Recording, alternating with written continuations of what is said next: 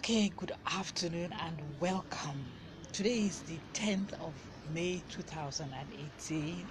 It's nice and cool. There was some drizzling this morning, so it's nice and cool on the balcony today. And I pray I do not sweat too much. Thank you so much for joining the broadcast. This is Verses and Paragraphs and everything in between. I guess it's the only program on Facebook Live that teaches you the nuances of language, grammar, and brings you so many interesting things that you never knew existed, things that exist but you never knew their names and definitions and terminologies. That is what you get on Verses and Paragraphs. Beyond that, we're also about promoting the book reading culture, and we want to help young people be as interested in books as we were when we used to read them way back. Now today what we're going to talk about is very interesting. I've been seeing this topic since on the website I normally go to when I want to write about or talk about things on the verses and paragraphs, and I was thinking, oh no, I shouldn't use it. I know what it's called.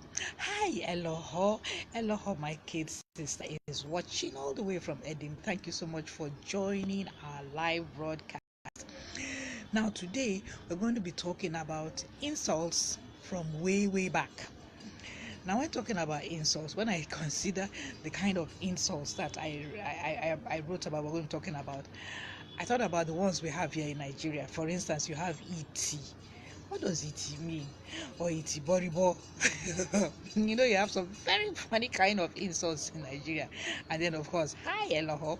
And then, of course, some people, when you're talking, you want to yab your friend. Okay, like we say yab someone, say see you eba.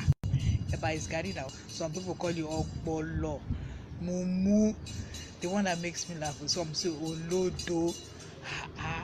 What's the other one? Eloho used to, when Eloho first went to school in Benue State, she came back with some that I can't remember. She came back with some expressions that he used to describe people. But I know worry people, they call it iti boribo.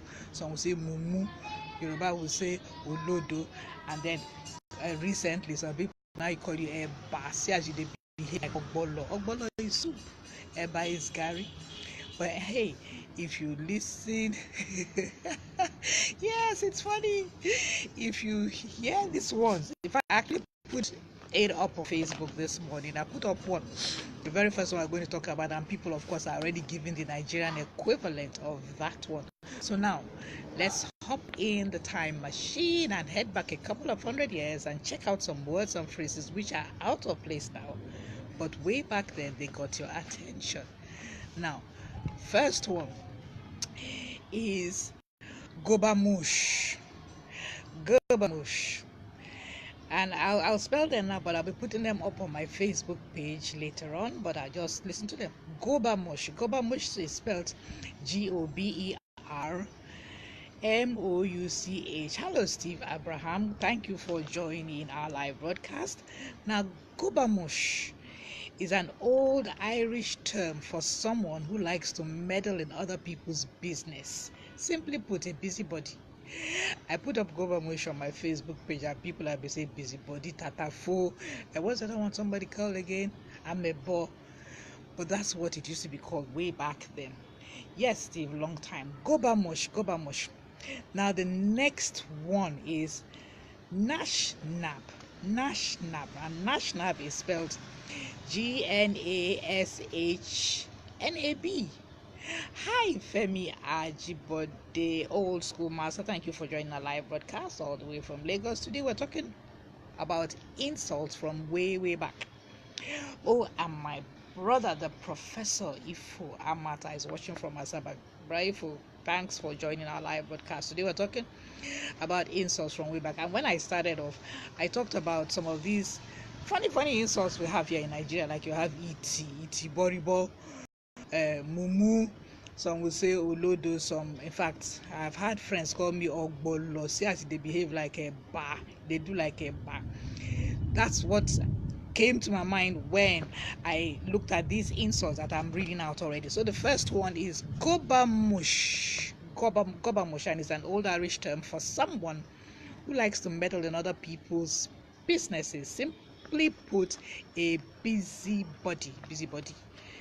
Then the next one is Nashnab, and Nashnab is spelled GnashNab.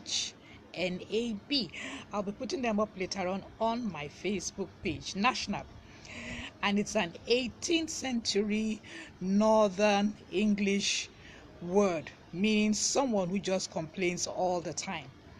Contemporary synonyms include grumbler, moaner. So a Nashnab is someone who is just complaining. The person is just complaining for no reason. You complain, oh, this weather said, oh, the weather is too hot. Oh, now Gary again with the chop today. Oh, must you always cook rice? That person is a Nashnab. Yeah, thank you, Steve Abraham or Donyo. That's what I wanted Elohor to tell me, or Donyo. That's a Nigerian insult. Okay, then this other one, the third one, is a snout band. Snout band. Snout as in snout, and band, SNOUTBAND. Tatafo, yes, thank you. Snout band. A snout band is someone who always interrupts a conversation to correct or contradict the person speaking. I don't know, have you ever had someone like that? The person, every social group has a snout band who thinks they know everything. You're talking about somebody, so yes, just like this. Oh, I remember that. I remember this fellow way back in Abuja that time. Every time you talk about something, say yes, just like he always has a story that fits with what you say. He always has a story. If you talk about, and no matter how far-fetched your stories, they say yes, my auntie did, or when I was in America, and it's always when I was in America. You always have someone who interrupts a conversation to correct or contradict the person speaking, and that person is called a snout band. Elohor Nashnab, yes, Nashnab, but it's spelled with a G before the Nash. Hashtag Nashnab. Someone who just complains all the time, grumbler, moaner. And then you now have a stamp crab. You know, the way the words come, it's like maybe you already know what's happening when you call someone a stamp crab. You have the word stamp crab. And it is someone who is clumsy and heavy of foot. Such a person would be considered a stamp crab. STAMPCRAB, a stamp crab. I'm sure you have people like that. They're just so clumsy. No matter what they do, they just bungle. They're just bunglers. So if you have your cup of tea and you know that the stamp crab has entered the house or the room, you just softly carry your cup of coffee before your stamp crab just bungles into it. So now we've talked about the gobermush, an old Irish term for someone who likes to meddle in other people's businesses, a busybody. We talked about a Nashnab, Nash, GNASH, and someone who likes complaining. A snout band. I'm sure you have those people. You have those people in every social group. Somebody is talking, allow the person to finish their story. Yes, same way with me. I had that person, and there was one who was saying so that I'm very sure he won't have that. But sorry for me. The person actually had a story. No matter how far-fetched what you are saying is, he always has an example. Yes, like the other time when I was in America. Oh yes, when I was in Lagos, he must always. I said, So such people are called snout bands. Then stamp crab, of course, we've called someone who is clumsy and heavy. Then this one, scuba locher. Scuba locher. It is spelled SCOBBERLOTCHER. Scuba locher. And it is one who avoids hard work. Person just doesn't like to work. He's always sleeping. Like I said, I will put these words up. Someone told me that I can download a screen reader, so that as I'm talking and I need you to read, but I haven't tried it out yet. I'm a bit wary of it because these phones, these handsets, you put one thing, the thing will crash. Anyhow, so a scuba locher, one who avoids hard work, always look for an excuse, always to avoid hard work. Then, this one is close to scuba locher. The next one is a wiffle waffle. Wiffle waffle, someone who wastes a lot of time. Okay, I know someone who is a wiffle waffle. No matter what the person does, there's this lady, if she wants to cook, no matter how easy the food, 3 hours she's still cooking. So she's a wiffle waffle. You know, maybe other people, they could finish cooking, preparing that meal, let's say in 30 minutes, 1 hour, 2 hours. Maybe the meat is still boiling. So such a person is a wiffle waffle, someone who wastes a lot of time in doing things that could easily be done in a short time. Then you have Zutakins. Zutakins is spelled Z-O as in zoo, T-E-R-K-I-N-S. And it is a 17th century variant of zounds, which was an expression of surprise or indignation. Well, it is actually less of an insult and more of something to yell after someone who has insulted you, like someone calls you Odoyo. And Zutakins. If they call you Eba, Zutakins. Or if they call you, what's the other one again? Lodo, Zutakins. Then you have another Z word, Zounderkite. Zounderkite. Zounderkite. Zounderkite is a Victorian word meaning idiot. Can you imagine? 5-letter word idiot says Zounderkite. Don't mind the Zounderkite. I was walking on the road on my own, JJ. The Zounderkite just came and then tried to ram his car into me. Can you imagine? It's a Zounderkite. Zounderkite is a Victorian word meaning idiot. Then this word, I understand, was coined by Shakespeare, and it's called bed swerver.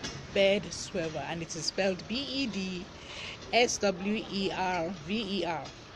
And Shakespeare coined this one to describe an adulterer. Of course, when you hear bed and swerve, bed swerver, you won't be too surprised that that's what it means. Then you have a fop doodle. Fop doodle. FOPDOODLE. A fop doodle is someone of little significance. Then, this one, we have lots of them. A clazomaniac. Clazomaniac. It is spelled KLAZO and maniac. Clazomaniac. And who is a clazomaniac? A person who can only speak by shouting. I'm sure you saw it either at your workplace or your friends or a family member. They only shout. Speak now, the person will shout. So anyone who can only speak by shouting is called a clazomaniac. Then a cumberworld. Cumberworld is CUMBER and world, WORLD. And it denotes a person that is totally useless. Those insults way back then, they're not easy. Cumberworld denotes a person that is totally useless, completely useless. Then we have a ragabrash, and at times the way the words sound, they can include what he is going to describe. Ragabrash, RAGGABRASH, a ragabrash is someone who is absolutely, completely disorganized or disgustingly grubby. Do you have such people? Have you met such people? A ragabrash. That girl is just a ragabrash. Have you heard her rule? If she gives me water to drink, I will not take it from her. Have you heard her living room? I will not take a cup of water. She is or he is a ragabrash. Someone who is absolutely completely disorganized or disgustingly grubby. Ragabrash. It actually is a person. Now this one is interesting. A smell fungus. Smell and fungus. Well, we all know what smell is and all know what a fungus is. Smell fungus. A smell fungus is someone who complains or criticizes the food, water, furnishing, airplane, flight cost. Simply put, downright critical of everything and every place they visit. That person is a smell fungus and is stinking up the tropical air. This person, they complain about everything, every little thing. Oh, why is this chair so hard? Can't this person have bought some brighter curtains? Oh my goodness, bread again. The bread is even moldy. This water, why isn't the water cold? This AC is not cool, you know. Why are we watching CNN? Can't we watch something? The person must complain or criticize. And I don't like being around a smell fungus because I know lots of them complain about everything. So such a person is called a smell fungus. You're stinking up the tropical air. You won't allow people rest. You complain about every and anything. A smell fungus. Oh, there is another smell again. Smell feast. In fact, I don't even need to tell you the meaning of that one. Smell and feast. Feast as in food. Smell feast. A smell feast, I'm told, is an uninvited guest to your party or your dinner. You didn't invite the person, suddenly you just hear a knock. The person don't take no. Smell food, like in will say, don't take no. Smell food. They just okay. This person's mother is cooking. I can smell the smell of jollof rice, and then the person just shows up just at the point in time everybody wants to sit down to eat. That one is called a smell feast. And outside there, when people have dinner, you're invited to dinner, you come with a bottle of wine, but a smell feast never ever comes with a bottle of wine. Smell feast, I think we have lots of them here in Nigeria. Smell feast, they just use their nose to smell that, okay, that person's maybe when they're baking cake or they're cooking okra soup or banga soup or something, you smell it. Okay, I need to welcome some people. Afo Ruth is watching from Kaduna. Thank you so much for joining our live broadcast. And then my cousin Torres, Tennis in Gordon. This your plenty English. They wait to be the Soko name Mojari. Torres, Tennis in Gordon. I think you're watching from Ikodu. I don't know whether you're at home or at work, but thank you so much for joining our live broadcast. Today we're talking about insults from way back, not in Nigeria. The Nigerian insults are like iti, mumu, olo, so we're talking about a smell feast. This person uses their nose to smell that somebody is cooking somewhere, or hey, I can see those people who they go to have food and they turn up uninvited and they want to eat. You don't know where they put your belly inside that thing, but you must turn up because you use your nose to smell feast. Anyhow, the next one is this one is so onomatopoeic. Okay, yes, I love that your name. Okay, my cousin. Okay. Elizabeth Joe, thank you so much for joining our live broadcast. Elizabeth Joe is also watching from Kaduna or Abuja, depending on wherever she is. But I guess since it's the middle of the week, it's not middle of the week, it's almost end of the week. Anyway, thank you so much for joining our live broadcast. We're talking about insults from way back, not in Nigeria, from way back. In England or wherever it was. Okay, Torres in God, my cousin is watching from Victoria Island. Thank you so much for watching. We're talking about insults from way back. This one, it goes flibberty gibbets, and it's so onomatopoeic, and it just sounds like what it's supposed to be describing. A flibberty gibbet is a nosy, gossipy sort, and it's also meant to be an imitation of what mindless chatter actually sounds like. At one point, it's also referred to a devil or a fiend of some type. We're talking about insults from way back. Then you have a foozle, Foozle, F-O-O-Z-L-E. A foozle is a conservative, out of date person. And then we have a mufflard. Mufflard is a clumsy, awkward person, just like the stamp crab, mufflard. We have short clog, SHOTCLOG. Now, if you're my friend on Facebook, I'm going to put up these words later on and you can see them so that you understand the spelling, but let's talk about them here. A short clog, SHOTCLOG, is someone who always tags along on group outings. You don't want them, they just want to follow, they just want to be in the crowd. You really don't want them there, but okay, they know that nobody wants them, but then they offer to pay the bill. No, okay, come along, we don't want you, but since you're going to pay, you'll be picking up the bill. Okay, no problem. So such a person is called a short clock. Then rake fire, as in rake and fire. I think the insults that time had to do with exactly what the person was doing. So this rake fire is someone so uncool They would outstay their welcome in someone's house until long after the fire has burned down to just the last few members. Then in Europe or in England, because it's good, they always have fires going. So somebody comes to visit. Okay, go now, you don't want to go. And this will stay until the firewood don't burn reach ground. So they call them rake fire. A rake fire. If it's in Nigeria, when you outstay, you're welcome. Nigerians know they waste time. Some people just carry this time yesterday we were already sweeping the house. If you are wise, you know that these people don't want me no longer around. But way back then, such a person was called a rake fire. Rake fire. And then we have a mumble crust. Mumble crust refers to a toothless, haggard beggar as portrayed in a medieval comedy show.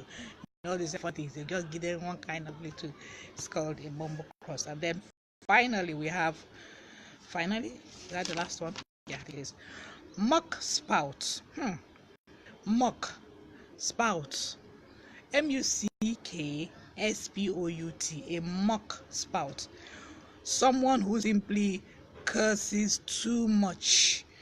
You will typically find them at sporting events or hunched in front of the TV watching football games. We have lots of smoke mouths. I haven't gone there, but if you happen to go to all these viewing centers where they're watching football, that's where you get lots of mock spouts. They will abuse the players, they will abuse the coach, they will abuse every and any person. They're just abusing, their mouths are just spouting curses. And so that is a mock spout. And that is the end of our list of questions. Do you think they should be brought back? How would you like it if someone calls you, if you just, this is good, when you just have one busy person. Look at this Guba Mush. Guba Mush is a busybody, likes to meddle other people's business. I'm just doing a quick recap. A nashnab is someone who just complains all the time. You're always complaining, you're always moaning, you're always grumbling. There are people like that. Nashnab. You have a snout band. I don't like snout bands. Snout bands always interrupt a conversation to correct or contradict the person who is speaking. Every social group has one. They believe that they know everything, and so when you are speaking, you don't know. Like I said, I used to have someone that time, our boss that time.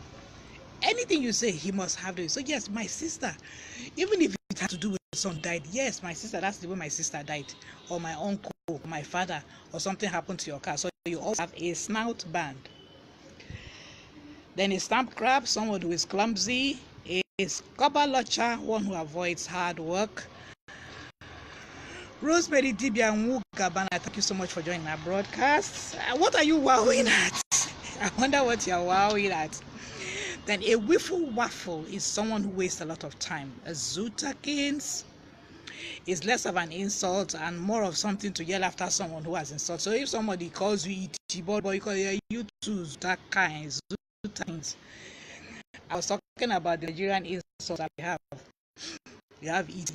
What people know how to abuse. People call iti. Itiboribo, Asiam or Bolo. Mumu or Donyo, Olodo. These are Nigerian insults. And Okoje, thank you so much for joining our live podcast. Today we're talking about insults from way back. And I'm trying to even talk about the Nigerian ones we have. Yes, if you are a wordy boy, Iti and Itiboribo, you know Itiboribo Navi. You know Itiboribo. And then if somebody has called me Ogbolo, say Siam Ogbolo. That's a serious insult. Anyway, we're talking about I'm doing a quick recap of the English ones. A Zounderkite is a Victorian word meaning an idiot. Bed swerver, Shakespeare coined it to describe an adulterer. Fop doodle is someone of little significance. A classomaniac. A classomaniac is one who can only speak by shouting. I don't know whether you have those. I know children used to be classomaniac because I've always said that children don't talk, they shout, and they don't walk, they run. But the classomaniac, you have that one friend. You have one friend who is always shouting. They don't talk, they shout. And Joe Jessimia Lube, my classmate from University of class of 86, Joe Gibbs, alias Ashana, who is like a pastor. Joe Gibbs, I'm coming to come and look for you in that your country, wherever it is in Lagos. I'm coming to come and look for you, and I will do one Are you back in the country? I saw that you posted you're out of the country. Anyway, Joe Gibbs, thank you so much for joining our live broadcast somewhere far in Lagos. We're talking about insults from way back. A classomaniac is one who can only speak by shouting. Cumberwald denotes a person that is totally useless. And then you have a raga brash. The way they call those names way back then, raga brash. Someone who's absolutely, completely disorganized or disgustingly grubby. Then you have a smell fungus. Smell fungus is someone who is always complaining about everything. Small thing complaining about the air. Why is the air so stuffy today? Oh my God, it's raining. Why is it raining? This of you didn't put enough salt.